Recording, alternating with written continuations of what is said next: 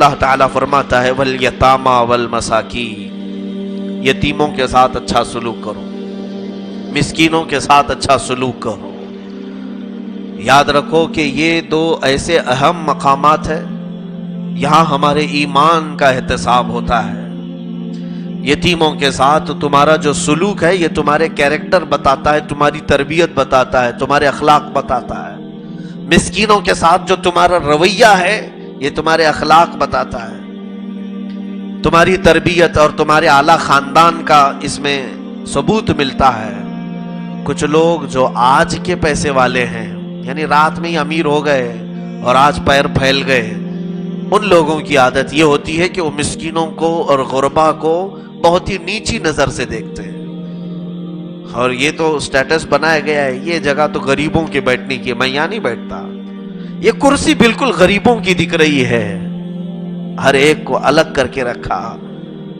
یاد رکھو میرے آقا صلی اللہ علیہ وسلم نے فرمایا بدأ الاسلام غریبا وسیعود غریبا، حضور فرماتے ہیں اسلام غریبوں سے ہی شروع ہوا تھا اور غریبوں میں ہی ختم ہو جائے گا۔ آخر زمانے میں اسلام غربا کے پاس رہے گا، مال والے تو کسی نہ کسی کی خوشامدی کرنے میں ہی لگے ہوں گے، وہ غربا ہی ہیں جو میرے آقا کو یاد کرتے ہیں۔ غریبی کو مذاق نہ بناؤ اور کسی بھی غریب کو کمتر نہ سمجھو۔ ایک بات یاد رکھنا، اللہ رب العزت کے فیصلے بڑی حکمت کے ہوتے ہیں، بڑی حکمت کے ہوتے ہیں۔ اس نے سارے بندوں کے ساتھ انصاف کیا ہے کہ نہیں عقیدہ آپ کا؟ لیکن سوال یہ آتا ہے اگر اس نے سب کے ساتھ انصاف کیا ہے تو کچھ کو بہت پیسہ دیا ہے اور کچھ کو نہیں دیا ہے، کیسا انصاف ہے؟ سوال، اللہ اگر سارے بندوں کے ساتھ انصاف ہی کرتا ہے تو کچھ کو غریب رکھا ہے، کچھ کو بہت مالدار رکھا ہے۔ میرے عزیز، یہ اللہ کے فیصلے ہیں، اللہ کے فیصلے سنو، اس نے انصاف کیا ہے، جن کو یہاں غریب رکھا وہاں بہت امیر کرے گا، اور جو یہاں امیر ہیں وہاں غریب ہو جائیں گے۔ فیصلہ برابر ہو گیا، انصاف صحیح ہو گیا۔ تو غریب اپنے غربت پر کوئی بھی اس طرح کا اعتراض نہ کرے کہ میرا حق کہاں گیا۔ تیرا سارا حق اللہ نے سنبھال رکھا ہے، سارا حق ہے تیرا، کیونکہ غریب قیامت کے دن یہی سوال کرے گا جو سوال میں نے کیا، اے اللہ تو اگر انصاف کرتا ہے سارے بندوں کے ساتھ تو مجھے غریبوں میں پیدا کیا، غریب ہی رکھا، فلاں کو اتنا مال، فلاں کو اتنا مال۔ تو رب تبارک و تعالیٰ فرمائے گا کہ تیرا بھی مال میں ان امیروں کے پاس دیا تھا، ان امیروں نے تجھے نہیں دیا، اس لیے میں نے تیرا مال سب کچھ یہاں سنبھال رکھا ہے۔ اس دن ہزاروں امیر یہ چاہیں گے، ہزاروں نہیں لاکھوں امیر، اے کاش دنیا میں تو ہمیں غریب ہی رکھتا۔ جو دولت وہاں قیامت کے دن مولا دے گا وہ جنت کی شکل میں دے رہا ہوگا، جنت کی شکل میں مل رہی ہوگی، اور اعلیٰ منصب وہاں مل رہے ہوں گے۔ اور خود میرے آقا صلی اللہ علیہ وسلم فرماتے ہیں میری امت کے غریب، میری امت کے غریب امیروں سے 700 سال پہلے جنت میں جا چکے ہوں گے، اور ایک روایت میں 70 سال پہلے جنت میں جا چکے ہوں گے۔ کیوں؟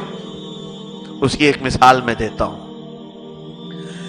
میرے پاس 2 اسٹوڈنٹس ہیں، 2 شاگرد، ایک نے 1 سے لے کر 10 تک ہی پڑھا ہے، 1 2 3 4 5 6 7 8 9 10 تک اس کو آتا ہے، اور ایک کو دوسرے شاگرد کو 1000 تک کی گنتی آتی ہے۔ کتنی آتی ہے؟ 1000 تک۔ دونوں کا میں ٹیسٹ لے رہا ہوں، یہ 10 جس کی گنتی ہے اس کے کتنے سوال کروں گا میں، کتنے سوال کروں گا؟ 2 کیسا آتا ہے وہ بتا دے گا، 3 کیسا آتا ہے وہ بتائے گا۔ اس کے 10 کی گنتی کا حساب لینے کے لیے مجھے 5 منٹ بھی نہیں لگیں گے، وہ اپنے 10 عدد کا حساب دے گا، چل پڑے گا۔ اور جو 1000 کی گنتی جانتا ہے، اب اس کو میں الگ الگ انداز سے پوچھوں گا، ایکڑا کیسے آتا ہے، دہائی کیسے آتی ہے، سینکڑا کیسے آتا ہے، یہ تمام سوالات تو کہ 100 میں کتنے زیرو ہوتے ہیں، 1000 میں کتنے زیرو ہوتے ہیں، اور 999 کیسے لکھا جاتا ہے، اس پر تو 1000 سوال ہو سکتے ہیں، اس کے تو 10 ہی سوال تھے۔ 1000 سوال کا جواب دینے کے لیے ہو سکتا ہے اسے صبح سے شام ہو جائے۔ میرے عزیزو، یہی حال غربا کا اور عمرہ کا ہے. غریب کو یہاں کچھ زیادہ نہیں ملا تھا, رب تبارک و تعالیٰ ویسے بھی اس پر قیامت کے دن رحم کرتا ہے. 2-4 چیزیں اس سے پوچھی گئی, کہا گیا جا تیرے لیے جنت. امیر سے کہا جائے گا سارا حساب دے, سارا جتنا بھی مال تو نے کمایا اور جتنا خرچ کیا.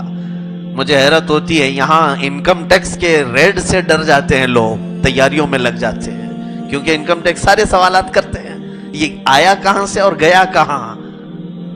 جو ٹیکس بھرتے ہیں ان لوگوں کے لیے خوف خدا تو آ ہی جانا چاہیے. ان کو سمجھ لینا چاہیے کہ میرا آخرت میں حساب کتنا سخت ہو سکتا ہے.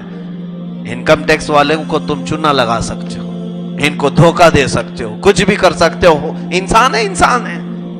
رب ذوالجلال نے تمہارے ساتھ کرامن کاتبین کو ایسے لگایا ہے کہ قرآن کہتا ہے ما یلفظ من قول الا لدیہ رقیب عتید.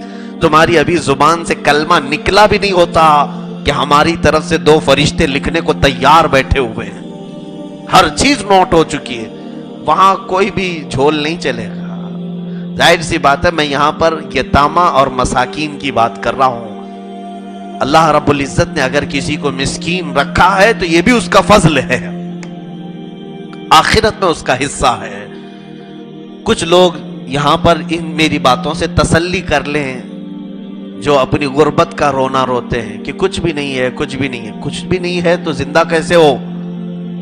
اللہ نے تجھے زندہ رکھا ہے, کھلا رہا ہے, پلا رہا ہے, کپڑے پہنے ہو, شکر کرو. تمہارے حق میں یہ اگر بہتر ہے تو اللہ رب العزت تمہارا آخرت میں بہت بڑا حصہ رکھا.